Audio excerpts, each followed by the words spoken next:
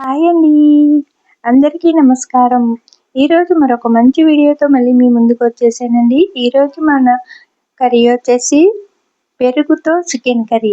ఈ కర్రీ ఇలా చేస్తే చాలా టేస్టీగా ఉండడమే కదండి, తిన్నవాళ్ళు అస్సలు మర్చిపోలేరు. రైస్లోకి, చపాతీ, పూరి, బగారా రైస్ దేంట్లోకైనా కూడా చాలా బాగుంటుంది.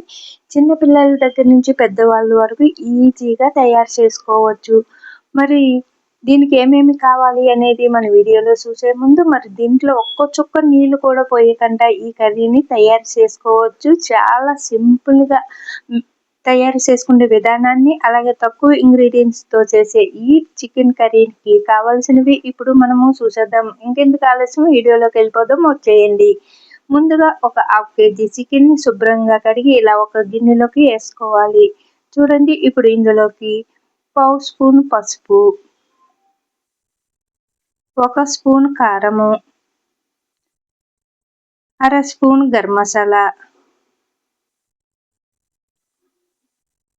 3/4 స్పూను సాల్టు. కారం సాల్ట్ అనేది మీరు తినేదాన్ని బట్టి వేసుకోండి. 1 స్పూన్ ధనియాల పౌడర్, 1 స్పూన్ అల్లం పేస్టు, 1/4 కప్పు పెరుగు. 1 కప్పు పెరుగు వేసుకున్న పర్లేదండి, గట్టి పెరుగు వేసుకోండి. ఇలాగా ఈ పెరుగు వేసుకున్న తర్వాత ఇప్పుడు మనం అంతా కూడా కలిసేటట్టు కలుపుకోండి. ఇంకా మసాలా అనేది మీరు ఇంట్లో చేసుకున్నదైనా, మనం ఇంట్లో తయారు చేసుకున్నదైతే కాస్త తగ్గించి వేసుకోండి. బయట తయారు చేసేదైతే 1 స్పూన్ కానీ, అర స్పూన్ కానీ, మీరు తినే స్పైసీని, అలాగే మసాలాలు ఒక్కొక్కరు ఒక్కొక్క విధంగా తింటారు కదా, తక్కువ తినే వాళ్ళు అయితే కాస్త తక్కువ వేసుకోండి. మరి నీసు కూరలు అనేటప్పటికి మనకి చికెన్ కానీ, చేపలు కానీ, ఇంకా మటన్ కానీ మనకి కాస్త మసాలా పడితేనే కాస్త టేస్ట్ అనేది ఉంటుంది. అలాగే కారం కూడా స్పైసీ కూడా ఉండాలి కాబట్టి ఇలా వేసి అంతా కలుపుకుని 1 గంట పక్కన పెట్టేసుకోవాలండి. బాగా మసాలాలన్నీ కలిసేటట్టు కలుపుకుని ఇలా మ్యాగ్నేట్ అవ్వాలి. 1 గంట తర్వాత మనము దీన్ని తీసుకుని చూద్దాము. ఈ లోపల మనము దీనికి కావాల్సినవి చూసేద్దాము.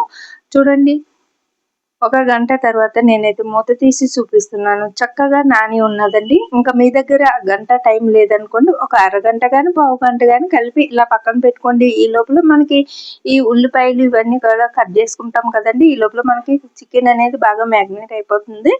ఇప్పుడు ఒక ప్లేట్ తీసుకుని 2 చిన్న సైజు ఉల్లిపాయలు, కొద్దిగా కొత్తిమీర, 1 బిర్యానీ ఆకు, 2 లవంగాలు, కొద్దిగా సాజీరా, 1 ఇలాచి, 2 రెమ్మల కరివేపాకు, 2 పచ్చిమిర్చిని ఇలాగా కట్ చేసుకుని ఇవన్నీ కూడా ఇలా తయారు చేసి రెడీ చేసి పక్కన పెట్టుకోవాలి. చూడండి, ఇక్కడ చూపిస్తున్న విధంగా మనం ఇప్పుడు తయారు చేసే విధానాన్ని చూసేద్దాం. ముందుగా కడాయిని తీసుకుని స్టవ్ పై పెట్టి స్టవ్ ఆన్ చేసుకోవాలి. నేను ఈ కడాయిలోని చికెన్ పకోడీ వేసానండి. మరొక వీడియోలో చికెన్ పకోడీని కూడా మీరు చూద్దరు కానీ ఇందులోకి ఈ కడాయిలోనే నేను కర్రీ వండేసుకుంటున్నానండి. ఈ కడాయిలోకి చూడండి, ఒక 4 టేబుల్ స్పూన్లు నూనె వేసుకోవాలి. నూనె అనేది మనకి చికెన్ కర్రీలోకి ఎక్కువ పడుతుంది కాబట్టి 4 టేబుల్ స్పూన్లు నూనె వేసుకుని, నూనె వీటెక్కిన తర్వాత మనము సాజీరా, బిర్యానీ ఆకు వేసుకోవాలి. అది కాస్త అయిన తర్వాత మనము పచ్చిమిర్చి, కరివేపాకు, కొద్దిగా కొత్తిమీరని వేసుకోండి. లాస్ట్లో ఉన్న కొత్తిమీరని గార్నిష్ చేసుకుందాము. ఇలా వేసుకున్న తర్వాత చూడండి, ఇక్కడ చూపిస్తున్న విధంగా సన్నని మంట మీద ఇలా దూరగా వేయించుకోండి. ఇవి కాస్త వేగిన తర్వాత మనము చూడండి, ఇలా కొద్దిగా కొత్తిమీరని అయితే వేసుకున్నానండి. ఇంకా లాస్ట్లో అయితే ఉన్నది వేసుకుందాము.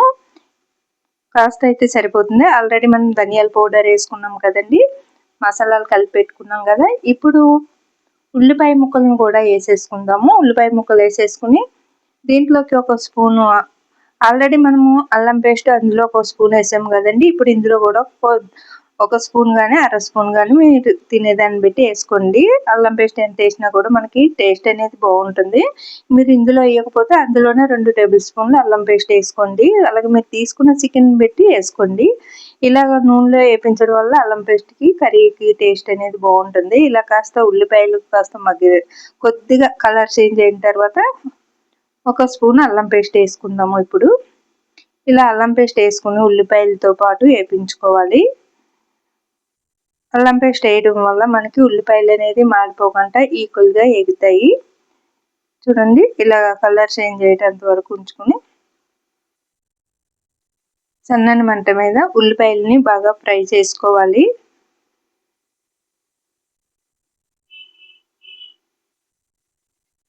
ఇటు మీకు ఎగిందని చూసిన నూనె పైకి తేలుతుంది కదండి.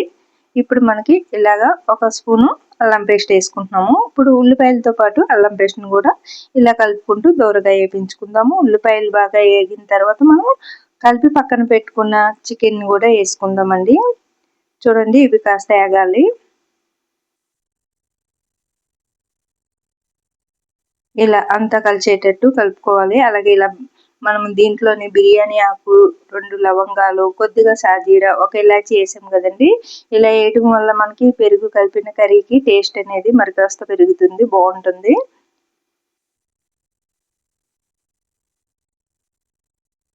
చూసారా, ఉల్లిపాయలు వేగిందని చూసినగా నూనె అనేది పైకి తేలింది కదండి. మనకి ఈ నూనెతోటే మనకి కర్రీ అనేది ఉడికిపోతుంది. ఇలాగప్పుడు మనము మసాలాలు కలిపి పక్కన పెట్టుకున్న చికెన్ వేసేసుకున్నాము. చూసారా, చికెన్ కూడా బాగా నాని ఊరుంది కదా. ఇప్పుడు మనము దీంట్లో ఇలాగా కలుపుకుంటూ ఉల్లిపాయ ముక్కల్ని అంతా మసాలాన్ని కూడా మనము ఇలాగా ఫ్రై చేసుకోవాలి.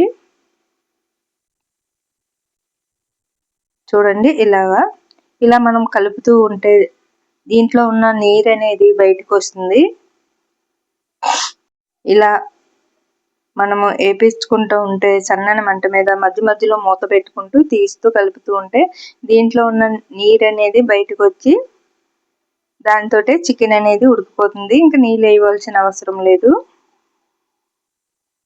చాలా ఈజీగా తయారు చేసుకోవచ్చు. చిన్నపిల్లల నుంచి బ్యాచిలర్ వరకు ఈజీగా తయారు చేసుకోవచ్చు. అలాగే మన ఇంట్లో కూడా నేను చేసే ప్రాసెస్లో అయితే మీకైతే కర్రీని చేసి చూపిస్తున్నాను. చాలా ఈజీగా తయారు చేసుకునే విధానం ఉంటుంది మన ఛానల్లోని. చూడని వారు ఎవరైనా ఉంటే చూసేయండి. అలాగే వీడియోని ఎక్కడ స్కిప్ చేయకుండా చివరి వరకు చూస్తేనే మీకు ఏ విధంగా తయారు చేసాను అనేది అర్థమవుతుంది.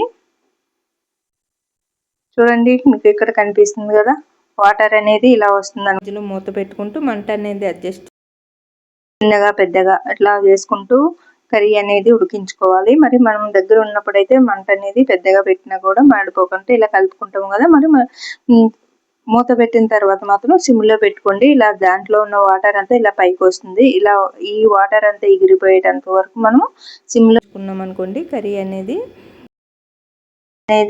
ఈ వాటర్ తోటే ఉడికిపోతాయి. మరి కాస్త వాటర్ వేయవలసిన అవసరమే లేదండి. చూసారా, ఇలా వాటర్ వచ్చేసింది కదా. దీంట్లో పెరుగులో ఉన్నది చికెన్లో మనం కలుపుకున్న మసాలాల్లోంచి అంతా కూడా చక్కనే వాటర్ వచ్చింది కదా. ఈ వాటర్ తోటి మనకి చికెన్ అనేది చాలా మెత్తగా ఉడికిపోతుంది. చూడండి, మళ్ళీ మధ్యలో మూత పెట్టుకుందాము, సిమ్లో పెట్టుకుందాము. మళ్ళీ ఒక సెకండ్ తర్వాత మధ్య మధ్యలో తీసి కలుపుకుంటూ ఉండాలి. లేదంటే అడుగు పెట్టేసి టేస్ట్ అనేది పోతుంది మాడిందంటే.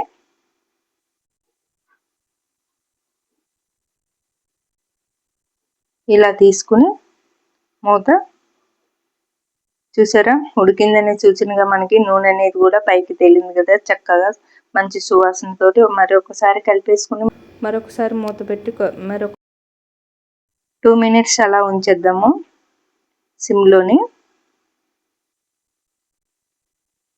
చూడండి, 2 మినిట్స్ తర్వాత మళ్ళీ ఒక్కసారి మూత తీసి మళ్ళీ ఒక్కసారి కలుపుకుని ఇలాగే దీంట్లో ఉన్న గ్రేవీ అంతా కూడా దగ్గరికంటే అయ్యేటంత వరకు మనము ఇలాగా కలుపుకుంటూ ఉడికించుకోవాలి. చాలా మెత్తగా ఉడికిపోతుందండి వాటర్ పోసిన దానికంటే కూడా. ఇలాగా ఇంకా ఇలా దగ్గరికంటే అయిన తర్వాత మనం దీంట్లోనే పైన కొత్తిమీరతో గార్నిష్ చేసుకోవచ్చు. లేదంటే వేరే గిన్నెలోకి అయితే ఇప్పుడు మనకి కర్రీ అయితే రెడీ అయిపోయింది కదండి. వేరే గిన్నెలోకి అయితే తీసేసుకున్నానండి. లేదు మీరు అందులోనే ఉంచేసుకుంటాను అంటే అదే గిన్నెలో ఉంచేసి పైన కొత్తిమీరతో గార్నిష్ చేసుకోవచ్చు. కొత్తిమీర వేయడం వల్ల కలర్ఫుల్గా కనిపించడమే కాదు, టేస్ట్ కూడా బాగుంటుంది. అలాగే కొత్తిమీర కూడా మన హెల్త్కి చాలా మంచిది. చూడండి, మంచి గ్రేవీ తోటి ముక్క తీసి నోట్లో వేసుకుంటే అలా కరిగిపోతుంది. చాలా ఈజీగా చిన్నపిల్లల నుంచి పెద్దవాళ్ళ వరకు చాలా ఈజీగా తయారు చేసుకోవచ్చు. ఇప్పుడు మనం దీనిపైన కొత్తిమీర వేసి గార్నిష్ చేసుకుందాము. మీకు చూపిస్తాను.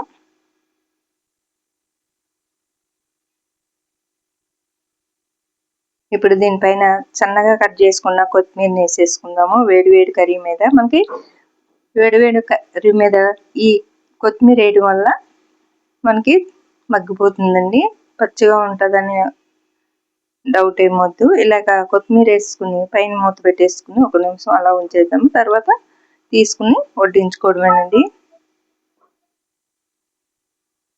చూసారా, ఇలా మనకి ఎంత కావాలో అంత కొత్తిమీర వేసుకోవచ్చండి. కొత్తిమీరకి లిమిట్ అనేది ఏమీ లేదు, ఇంత వేయాలి, ఇంత తక్కువ వేయాలి, ఎక్కువ వేయాలి అనేది ఏమి లేదు. మన దగ్గర మనకి ఇష్టాన్ని బట్టి వేసుకోవచ్చు ఎంత కొత్తిమీర అయినాని. ఇప్పుడు మనము మూత పెట్టేసి 1 నిమిషం అలా పక్కన పెట్టేసుకుందాము. 1 నిమిషం తర్వాత మీకు చూపిస్తున్నాను చూడండి. కొత్తిమీర అనేది చక్కగా కలర్ చేంజ్ కాకుండా బాగా కనిపిస్తుంది కదా.